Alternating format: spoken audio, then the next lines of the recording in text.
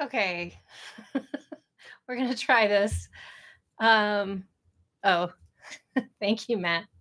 Can everybody see me? Can someone type just like XYZ on your chat? Can you see me?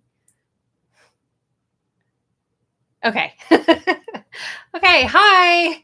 Welcome, everybody. Thank you so much for coming to my virtual launch. I'm so sorry that it couldn't be in person, but I have good stuff for you. Promise. So, the first thing I want to give away is this very exciting tote bag, extremely relevant to our interests. It says Fuck Genre. I got it from the Cupboard pamphlet a long time ago at AWP. It's a very fancy, very nice tote bag. And the way we're going to work this raffle is oh, can anybody else not hear me? Is it just Alana? Can you hear me?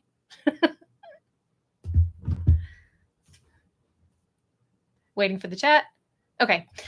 So the way we're going to do this raffle is I'm going to think of a number between 1 and 10, and whoever picks the closest one is going to get the tote bag. I know that is a very stupid, very basic way to do a raffle, but I came up with this idea, a day ago. So that's how we're going to do it. I'm thinking of a number between 1 and 10. Whoever wants this Fuck Genre tote bag, put it in the chat, whatever it might be. Do.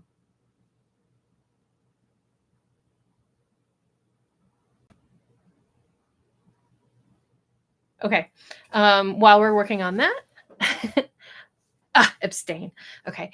While we're working on that, I am going to read to you from the author's note to Out There in the Dark, which, as you may know, came out today. Here's how it goes. 300 words into the first essay in this book, I mention Plato's allegory of the cave. In regular life, I joke that every intro to film class in the country either starts or should start there. That's more or less why I chose to start there too, because this is a book about film and about me in equal measures. Pretend asks Plato that a group of people have been chained inside a cave all their lives, restrained so they can see nothing except the wall in front of them, not even each other. People outside the cave project images against the wall using fire and puppetry.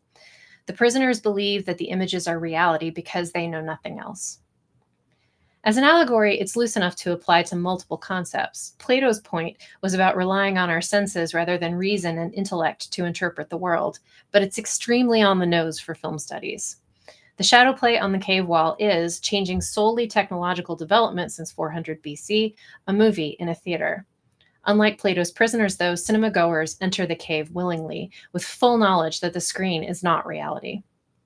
At present, we come and go frequently from the cave, living life beyond the simulation and then voluntarily imprisoning ourselves in it, most of us daily via television. Plato, grump that he is, would find this morally unsound. He would want us all to put down our phones and touch grass. But I am happiest, most lucid in the cave. In understanding the shadow play on that wall, I understand the one that goes on inside my head, where memories degrade to colors and emotions, where interactions lose specificity until I only know it happened on a sunny day or in a Starbucks. I can use what I've seen to make sense of what I don't know. I see Martin Sheen cutting a brutal, surreal path through a shitty war, and I can pin it to the empty spaces of what my father won't tell me. I studied the layers of trickery between actresses speaking and singing for each other in 1950s musicals, and it helps me sort out what truth means to me. I don't know what I would make of my life if I didn't have these tools. We live encased in our skulls and our meat bodies and under our roofs. Film takes place between the eye and the mind, an electric circuit that closes easily. I shut my eyes right now and I can see everything in this book.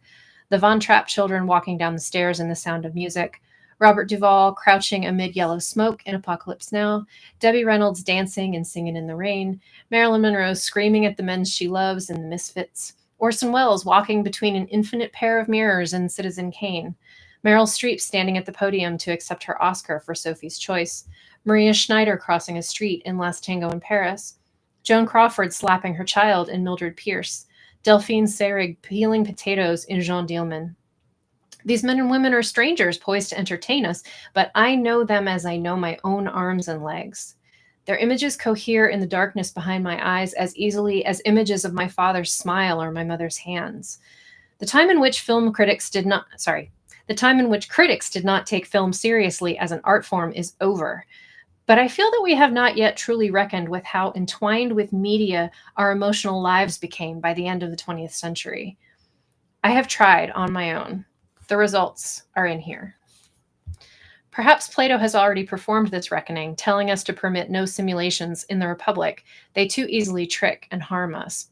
Perhaps Walter Benjamin intended not to inform us, but to warn us. Perhaps Jean Baudrillard hoped to be theoretical rather than descriptive. Perhaps it is too late to listen to philosophers. Other writers make sense of their lives with plainer prose or more reasonable tools. Tell all the truth, but tell it slant, Emily Dickinson advises, and her words have been solace to me as I essay. I do not know how to write a genuine unslant human truth. I needed lists, diagrams, fiction, research, and the words of others to assemble this project, this working out of things that have happened to me. And no matter the textual strategy, I return always to film. All this is to say, what's in here is not a book of film essays or lyric essays or speculative memoir or autofiction or anything else easy to slap a call number on. It's all that chopped and screwed. I myself would prefer if my writing was more categorizable, if I could arrange my thoughts in a less patchwork manner. But it is not. My brain has never worked like that. Yet it has always porously adhered to film since I was a tiny girl watching the Star Wars trilogy on Betamax. I loved books, but books told other people's stories. Movies told the stories I wanted to live. The stories I have lived only come into focus when I project them on the wall and when I line up a second moving image over the first. The movie over the memory forms a three-dimensional experience. I see light best through celluloid, or maybe not best, maybe most usefully. In grad school, I tried to look at myself through the houses I've lived in, and it was a painful experiment. Physically locating my life showed me how transitory it had been, how easily dislocated. Movies can screen almost anywhere, can offer the same emotional experience in any place. Stories like the one in this book can light up any dark room as long as I have a projector, an empty wall, and an audience. Always an audience. Without that, the circuit remains closed, the electricity circling without release. Storytelling, I have averred elsewhere, is the most powerful way to keep ourselves from the void. Human beings have been gathering around fires to tell stories since the dawn of our intelligence. I believe that, and it's sacred to me. The projector is my fire. For you, I light it up. Okay, so Alana wins the tote bag. Yay, Alana. And the next item I have for you is a t-shirt that says, I survived Plato's cave, and all I got was this lousy form of a t-shirt, which is appropriate, I would think. This one is too big for me, and they didn't let me send it back until they sent me a new one that fits me without making me send this one back. So whoever wants this, it is it's a little bit too big for me. So those of you who've seen me in person, it's like that size. It's too small for Matt and it's too big for me. It's male unisex. It's a Gildan t-shirt, if that helps. It's not an American Apparel, not any of that garbage. It's a large. And I am thinking of a number between 1 and 10. And whoever wants this, put in your number between 1 and 10 and you will get it. In the meantime, I am going to read to you from something else. One of the epigraphs for this book is from West of Eden, which is one of my very favorite books about film. And I wanted to read you this sort of section that this epigraph comes from. This is the book, West of Eden. It's by Gene Stein, who is a member of the family of Jules Stein, who, if you live in Los Angeles or you've ever been here, you probably know that name. He was, I think, the head of MCA, and he donated an eye clinic. Like, he was super freaking rich. And Gene Stein, also very rich, and decided to write a bunch of books with that. And so the person that she is quoting here, this is kind of an oral history of 5 monsters in Hollywood, and it really is very intelligent and thoughtful and interesting about what Los Angeles is and what Hollywood is and what kind of the wealth and power of this place are like. So she's quoting a woman named Wendy Vanden Heuvel, who I don't actually know who she's the daughter of, but here's what she has to say about Lew Wasserman. Now, Lew Wasserman was the head of Universal. He was a very big deal in the entertainment industry for the kind of 60s, 70s period. Just, yeah, you'll see. I didn't really know Mr. Wasserman, to tell you the truth, but I remember being at a meeting at Universal and looking out the window and thinking, oh my God, this place is a kingdom. You are on top of this black tower looking out, and it is a very powerful feeling. And I got it. Lew Wasserman sat at the end of that table holding court, and I looked at him and thought, this guy thinks he's a king. This is what this is all about. I had just gone to see the Dalai Lama recently. The Dalai Lama is also known in the world of Tibetan Buddhism as a king, but in a completely different direction. In Buddhism, they talk a lot about illusion and how basically we are living with illusions all the time, and we get lost in our illusions, our samsara. We don't live in the truth, and that is our problem. That is why we keep bumping up against things. And here were these two kings from different kingdoms. One is king of creating illusion on top of illusion, and the other king, the Dalai Lama, is about breaking through the illusion. It was like a revelation. Hollywood is very powerful and very real. No matter how make-believe it is real, and it moves and shakes, and it is not something to mess around with. It is a real force. But it was like in Star Wars, where the forces of light and dark come together and fight. You could see Lew Wasserman and the Dalai Lama facing off.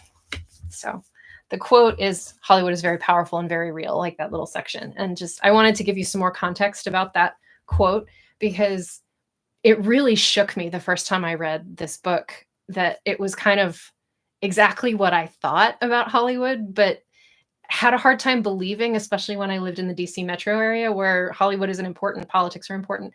And to kind of have someone say, yes, this is a real place. It's all illusion and fantasy, but it's also genuinely a place with force to it. So that's what I was referring to. Brett, you won the t-shirt. Woo! Send me an email and I'll ship it to you. Thank you for playing. I have a couple of cross-stitched items here, and I wanted to do one more, and then I will read the longest section that I'm going to read tonight.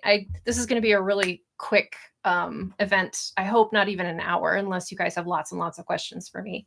But so this is a My Little Pony cross stitch that I made that turns out I didn't really need or want.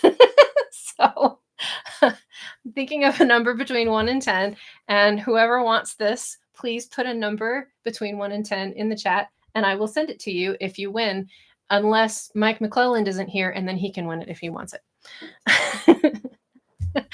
Jesse immediately.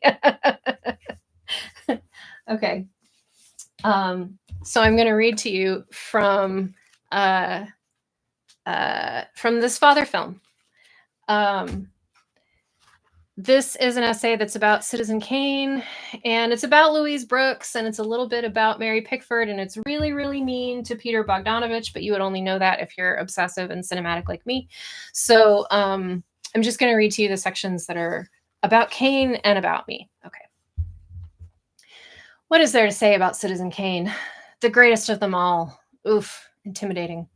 But the story is limited to one life, one man, and it doesn't even stretch across world-shaking events like, say, Forrest Gump. Instead, it's the life of a man who inherits and then expels enormous personal wealth. The film stresses what he does in the world less than what he does with his wives. All my life, I forgot the story of Citizen Kane every time I watched it.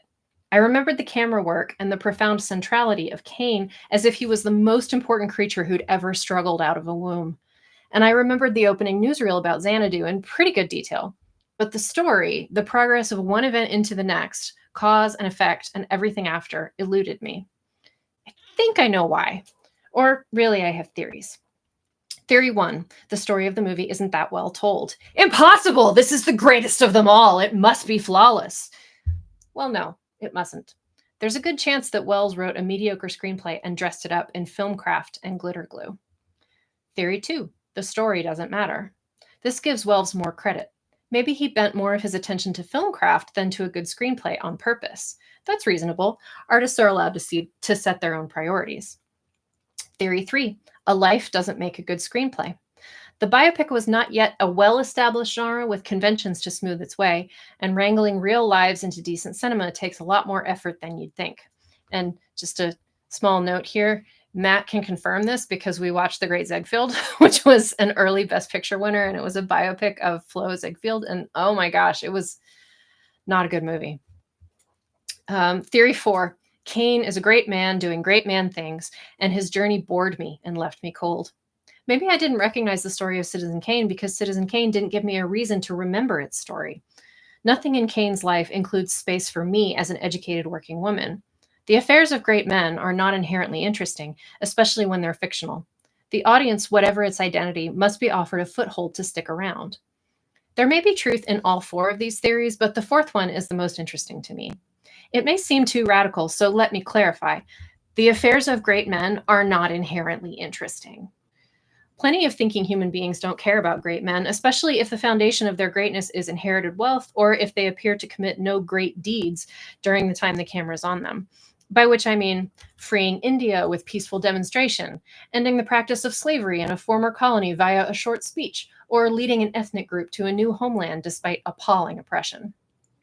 Kane sold a lot of newspapers and ran for governor. These are not miracles. I'm thinking again of Forrest Gump because although it hasn't worn well and it doesn't have Citizen Kane's crucial artistry, it at least shows a man accomplishing extraordinary things with little privilege and talents that classify as odd at best.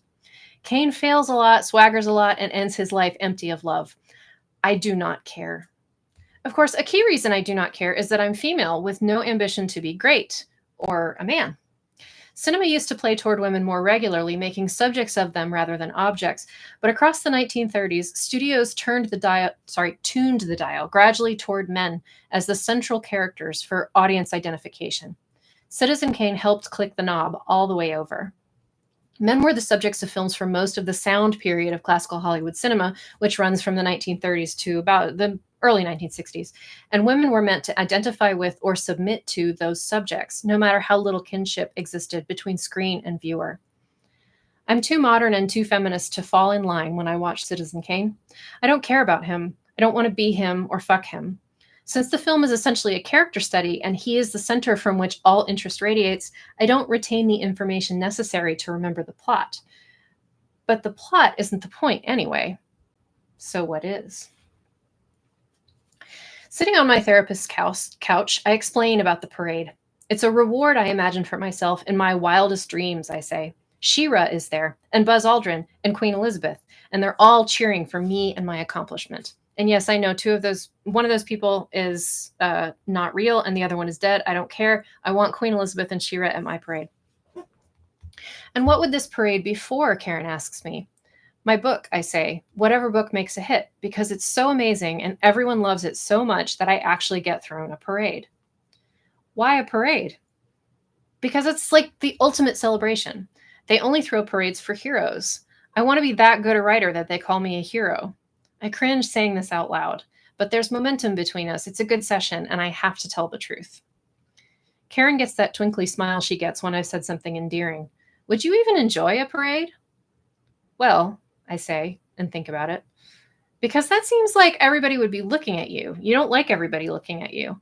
And all that noise, all those people. Yeah, I say. I am remembering wearing a mailbox costume for my high school employer and walking in the Severna Park parade. It was not the greatest day of my life. You can see pictures of that on Instagram now. Not really your scene, Karen nudges. No, I say. Maybe it's more like an internal parade, says Karen. An internal parade, I repeat. Every cell in my body exploding with joy for me. No part of me grumpy and hot and wanting to go home, sniping at the off-key trumpet in the second row, or visible dents in the Corvette that totes the beauty queen. Everything inside just plainly happy for me, finding no fault whatsoever in what I did. My entire shoulder girdle relaxes. A channel of warmth rushes through my sternum. Maybe that's it, I say cautiously, but my body already knows. Arrogance is very ugly to me. It makes my skin crawl. I trace this repulsion to high school, which was rich and white and full of boys in button-down shirts and tasseled loafers. Anyone who is here from my high school, I'm sorry if I'm insulting you, but you know it's true. They had skills I never learned. athletic camaraderie, how to do a keg stand, and they walked around as if the world owed them everything, as if the world's pay up was inevitable. I despised them then, before I had the words or the life experience to understand why. Now I remain suspicious of environments that allow boys like that to flourish. I wonder existentially at the purpose of prestigious schools, of prestige generally. As a quality, I find prestige rarely measures character, or at least not as accurately as it measures endowment. And I mean that literally, not that kind of endowment. I go in fear of arrogance. I take compliments with lead weights in my stomach. When I give a reading and people applaud, I make, oh, that's not necessary gestures, while my mind hollers at me not to enjoy the experience. People tell me they like something I wrote, and I split cleanly in halves. One half stays and speaks with the complimenter about the work. The other half runs away shrieking at the idea that I deserve to feel good about this compliment, insisting at high volume to beware of feeling warmed by an accomplishment, for fear of turning into an ass, like poor Bottom in A Midsummer Night's Dream. It's my work, and I love it. I never tire of reading my own words. I feel certain about the high quality of much of the work, the parts that make it out into the world. But writing that just now made me clench up my jaw, because now people will know that I think it. Now people might believe I'm arrogant. What kind of horrible jerk wants a parade for being a writer? If you've played any of the first few Mass Effect games, you know that every choice faced by the main character, Shepard, has oppositional responses ranging. Shepard has optional responses ranging between angelic and demonic. That is, Shepard can walk into a given situation oozing empathy and trying to solve a problem agreeably, or he can be a complete aggressive prick to everyone he encounters. It's a pretty cool system, because not only is the player able to make choices that align with or against her own moral preferences, but the game's outcomes change based on those choices. They don't change much, but they do change. What's hilarious about this mechanic is how little impact his choices have on Shepard's companions. His actions add good or bad points to his karma, a literal tally that changes some aspects of gameplay and mission outcomes. But the people around Shepard tolerate, trust, and fuck him in exactly the same measures, no matter how rude he is to them. He'll say something cutting or boorish to a crewmate, and the crewmate will reply with something generic and benign, instead of stepping back and saying, "What the hell, Shep?" Shepard made me wonder if, all this time, I could have been a jerk instead. In many circumstances, it would have been easier. I'm as kind as I ever can be, and I have an intense punitive system constantly chugging inside my head to deflate my ego. But I've seen arrogant people move through the world just as effectively as I do, or more so, depending on their privilege. Why not me? Because it's not really my scene, I guess. Even if I could stand to be near myself as a jerk, I wouldn't really enjoy a parade. Film has a grammar, an acceptable arrangement of its parts, and order and structure to its visual components. Generally, the camera should be aimed at whoever is speaking during dialogue scenes rather than inanimate objects or other actors. Close-ups indicate the importance of the main visual element. Shoot over an actor's shoulder to indicate that he is observing what's in the frame. This is stuff you know without knowing you know it. It's teachable, but to most moviegoers, it's invisible. Unspoken, but plain. None of these rules sprang into existence overnight. Many filmmakers helped to build the grammar: G.W. Griffith, Cecil B. DeMille, Howard Hawks, George Cukor. Intense European auteurs like Carl Theodor Dreyer and Fritz Lang showed what was possible beyond the standard, but there had to be a standard to hold against the art. As sound film got smoother and less awkwardly edited across the 1930s, prestige films emerged and then peaked in the masterpiece year, 1939. Citizen Kane was in pre-production that year. In making Kane, Wells built on everything that had come before him visually. He was working well ahead of his time technologically. He was editing the grammar of cinema itself, neither creating it nor working within its strictures, but revising the rules, showing his American cohort all that was possible within 24 frames per second, even within the terrible spiked gauntlet of the Hays Code. He hammered together the maze that directors would run through for decades, again and again, with one film. Kane did all that. Visually. Content-wise, it set standards in a different way. It happens that Wells' first film was a thinly disguised biopic, I'm never sure, of William Randolph Hearst, a great man of our time who sold newspapers and ran for president. The content of the film could have been anything, theoretically. Wells' later output varied greatly. As with Kubrick, strains of similarity appear across his oeuvre, but he made films that satisfied his artistic sensibility and curiosity, not films that all did the same thing. Hitchcock could only have made suspense films, but Wells's genius was not bound to genre. Thus, Cain's content is beside the point. But that is a fallacy. This father film, the whaleboned ancestor of today's Common Corset, could not have been about anything but a great man. It could not have done anything but exclude the non white, non male members of its audience. Trace any patriarchal waterline backward, and you will locate an enormous male ego standing over the well. Wells, for all that he offers as an artist, could not have made his masterpiece about a great woman or a great person of color. The same ego that created Cain without regard for budgets, cinematic standards, technological constraints, or audience patience could only create Cain without regard for anyone who didn't look like itself. It's not incidental. It never was. The towering ego reproduces itself and only itself. The circumstances Cain created, the model of classical Hollywood which shuts women out of the narrative, has persisted too, as unrelentingly as Cain has held its place at the top of the list year after year. Yeah, in order to prevent this, in order to wedge women in as the subjects of their cinematic lives during the classical Hollywood period, only change Cain. Position a woman at its center instead.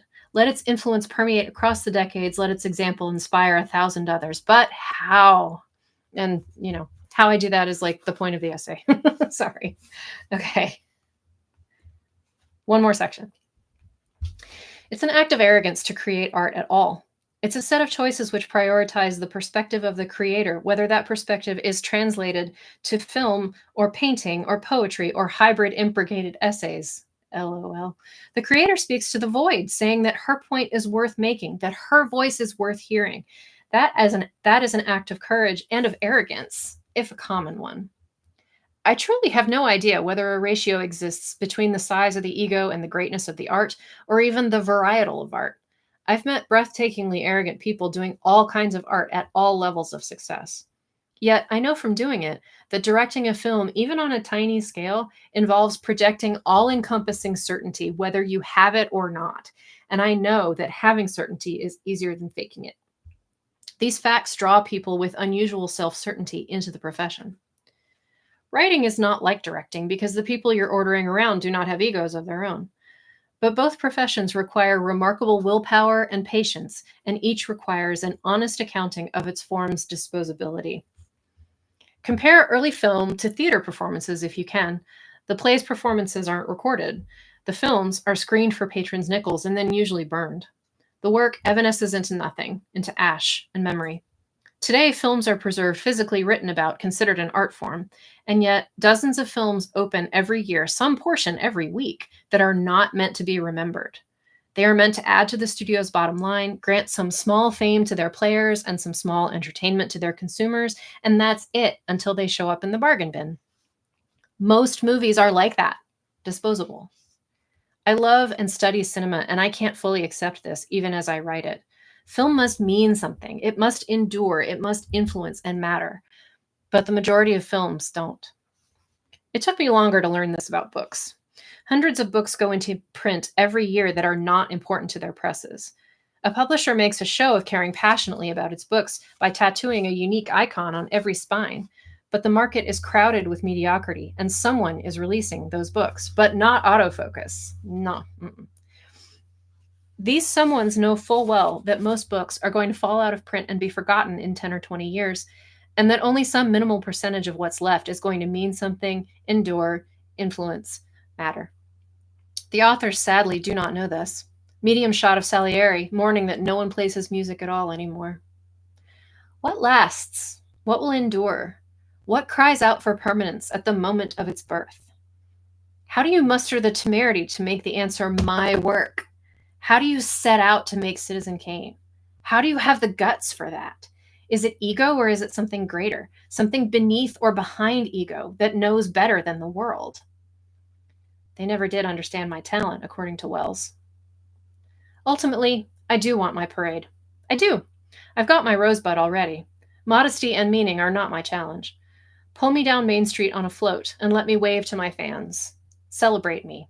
I've made art, and surely it will last forever. So, Sayo has won the My Little Pony. Yay, Sayo! I don't know if I have your most recent address, so please email it to me if you can. And last but very much not least, Cross Stitch of Homer. And Brett, I know you want this one too, but you already won something, so you can't. I am thinking of a number between 1 and 10.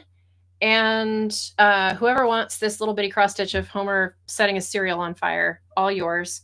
And in the meantime, I'm going to look at the chat and see if anyone has questions. If you have questions for me about this book, if you have questions about Citizen Kane or why I was mean to Peter Bogdanovich, or even West of Eden, I don't know. Put some questions in the chat. And if no one has any questions, then we're going to have to say goodnight. But anyway, yeah, questions. I am so happy to be publishing this book. I can't even tell you. And I owe so much to Michael Wheaton at Autofocus for taking a chance on it. He told me that it was exactly the kind of book that he set out to publish when he founded Autofocus, which I don't 100% believe. That sounds like it was buttering me up. But I am still so pleased that it landed with him because he took such good care of it. And I'm really grateful to have it out there. I also, you're going to get a sneak peek on social media always the day after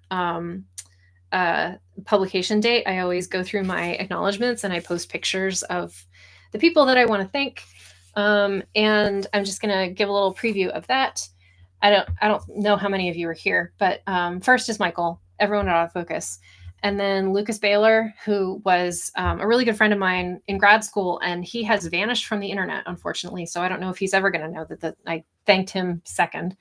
Daniel Elder, Allison Evans, Julie Gracious, also vanished from the internet. Kate Hake, who was a mentor of mine in grad school. Marissa Corbell, Neil Snowden, Karen, my therapist, and Dr. Mishra, my dentist. And those of you who've read the book will know why I thanked my dentist in this book. I also said thanks to Marissa Siegel and the Rumpus circa 2017, and Brad Efford. I also thanked Andrew Gifford, who is the publisher at Santa Fe Writers Project, and I will tell you why I thanked him. When I sent him this manuscript, he said he really liked it, but he felt like I was pushing readers in the deep end without any kind of guidance at all, and said that an author's note would probably do really well. So I wrote the author's note that I read to you after he gave me that advice. And boy, oh boy, I am so glad I did. He was 100% right about that, even though he ultimately didn't want the book. So thank you, Andrew. Magdalene Rose, who drew the graphics in the book for me, the initial version. I think Autofocus had them redrawn. I also thank all the directors, which is like a lot of directors. And then everyone who has supported my prior books, editors, reviewers, readers, retweeters, friends who asked and listened. This was the hardest so far to make into a book. It hasn't exactly all been leading to this because I'm not finished, but I needed all of you to bring Out There in the Dark into the world. And finally, Matt, above all.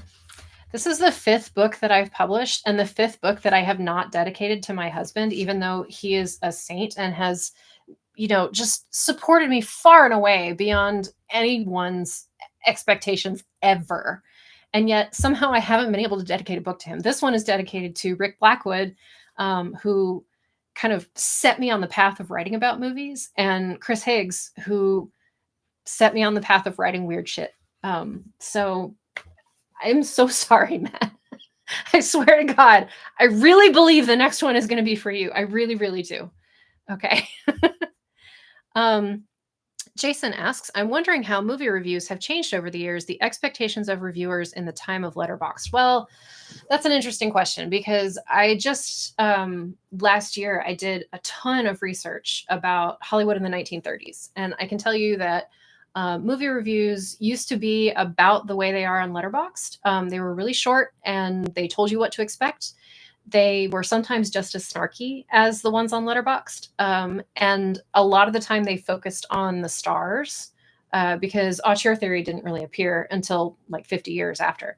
But that, I think that there's always been a difference between movie reviews and movie criticism. And Roger Ebert muddied the waters very significantly in a way that I kind of won't ever forgive him for. But criticism to me is more like what's in Cahiers du Cinema, and reviews are more like what you're going to read in the morning paper. And what's interesting to me actually is how movie reviewers have completely lost like all of their power since I was a kid. You know, Gene Shalit was recognizable. Leonard Maltin, like you knew his face. And now, like, who are the major movie reviewers? Nobody. I think that's an interesting problem. And I think that's more probably about the decline of media. But I don't know. I don't really know how to answer that question, whether reviews have changed. I don't think they have. I think the nature of film criticism has changed. Um, but I think that the way sort of the general public and journalists respond to movies really hasn't changed at all in 100 years. Um, can we talk about favorite old movies? I mean, we can. If you guys were here physically, then I think that would be a better conversation. um, I've been kind of mainlining 1930s MGM movies. Uh, and they're amazingly like inert. So if you're going to watch movies from the 1930s, I really recommend watching Warner Brothers movies instead. um, I don't know. My marriage's favorite movie is Footlight Parade, and that's a Cagney musical. It is racist, as most movies from that time were. It's got this very particular scene of racism that bums both of us out every time we watch it. But aside from that, it is such a treat. I don't know. List me some favorite old movies, and I'll tell you what I think of them. I'm curious about whether there's a single influential movie made by or that is about a woman that you feel has been important, like Citizen Kane. No, although Jean Dielman actually came out above Kane in the Sight and Sound poll the last time it was done. Sight and Sound is a poll that they ask influential filmmakers and other people every 10 years. They ask them to list their 10 favorite movies. And from that, they do like a data gathering. And whatever movie basically everybody listed on the most of their lists comes out on top. And it's, you know, it's been Kane for decades. And then it was finally Jean Dielman, which is a real surprise because it's a slow film, a feminist film from 1975 from Belgium. But that was indeed a very influential movie. Let me think. Mildred Pierce, actually, that I wrote about, is an interesting film because it's one of the only films in classical Hollywood that makes a woman the subject of the film instead of an object. But early filmmakers, like early women filmmakers, basically were erased. So, like Dorothy Arzner, Alice Guy Blaché, these women who were very, very important in the early days of cinema in the teens and 20s and 30s. By the time the 30s happened, they were kind of shoved out. Important in the way that Kane is, there really aren't any. I'm very sorry. I wish there were. From Paula Mason, an interesting combination of movies and life events. How did you select the stories you shared? Usually when I write an essay, it's about something that's sort of an emotional thorn in my side, something that I can't really get over by myself or with therapy. And with these essays, I ended up crashing the movie into the experience to make sense of my thoughts about both. Something that's not clear about this collection is that I wrote a bunch of essays similar that didn't work out. So, like, I wrote one about Cemetery of Splendor and different kinds of love that, like, I wrote it and wrote it and wrote it, and it just did not work out as an essay. So it didn't go in the collection. I wrote one about Gone with the Wind and Django Unchained that I think is good, but really shouldn't be public. So how I picked these were the essays that worked out. But I mean, as anyone who knows me knows, I write about movies a lot. You mentioned Ebert, who I know is your favorite screenwriter, muddied the waters. Oh, don't get me started on Ebert. We'll be here all night. I think Roger Ebert is enormously overrated as a critic. I'm glad people like him. I'm glad he was of use to people. I've talked to a lot of writers on film who have said he was their inspiration. He was the reason that they started writing about movies. Great, cool, love it. I will never like him. I think he's simplistic. I don't think he thinks deeply enough about film. And I don't think that he cares about women kind of at all. So sorry. I'm a huge fan of Alice Doesn't Live Here Anymore. Yeah. And for the 30s Wonder Bar. I don't know that movie. Alice Doesn't Live Here Anymore is a really interesting film. And it's a Scorsese movie. Scorsese's my favorite director. And Ellen Burstyn really like did the hell out of that part. If anyone hasn't seen that movie, I recommend it. It's really good. But in a lot of ways, it's a very conventional film, even more so than Scorsese at that period even was. Making her this sort of unapologetic single mom subject of the movie was fairly radical. But in terms of how it's made and the storyline in particular, is pretty ordinary. If you were going to do one event that involved watching a film discussed or referenced in the book, which would it be? Daniel, if you're asking me to do an event with Corporeal's film series, I am going to say yes. I submitted a proposal to Noir Fest. I can't remember the name of it now. NoirCon, that takes place in late October this year in Palm Springs, and asked if I could do an event, a screening or a talk or a screening and talk about Mildred Pierce, because it's considered a noir, even though there are a lot of reasons that it's not, and there are a lot of reasons it's are.